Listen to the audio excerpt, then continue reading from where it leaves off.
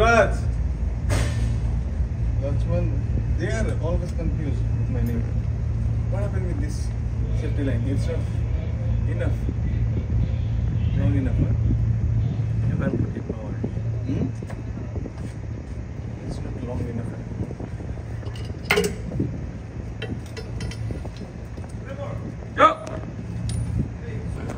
Ayan na guys. So, tinitesting po lagi yan. Ayan pala yung differential.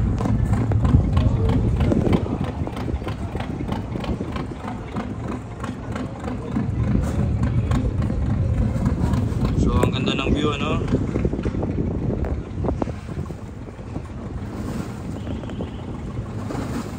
Pag cinematic pala, ganyan.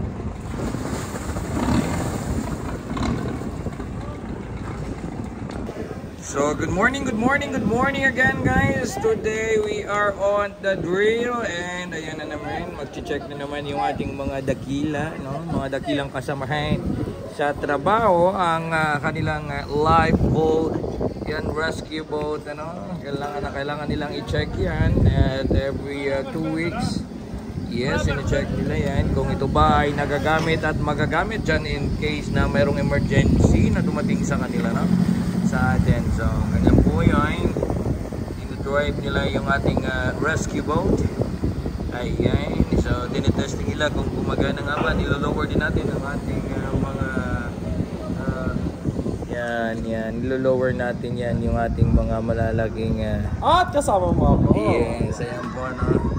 Ayan, nakagala na naman tayo, ano? Lumabas tayo ng konti. And we are going to Galetas. Ayan po yung Galerias Vallarta. So dito tayo sa may Sam's Club. Ayan, punta tayo dun sa Walmart.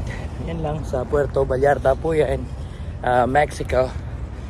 So dito tayo ngayon. Bibili tayo ng supplies natin. We are doing the buying of some supplies na hindi natin nakikita doon sa on board, no? So we're gonna check some vitamins, some soap and toiletries for our personal needs. So we're going down. We are getting the shore leaves for only 2 hours, so we get the opportunity to go on shore leave. So we're going to Sam's Club. Yes, Sam's Club. We will check what they have, some chocolates and everything. Yeah, yes, we are doing it.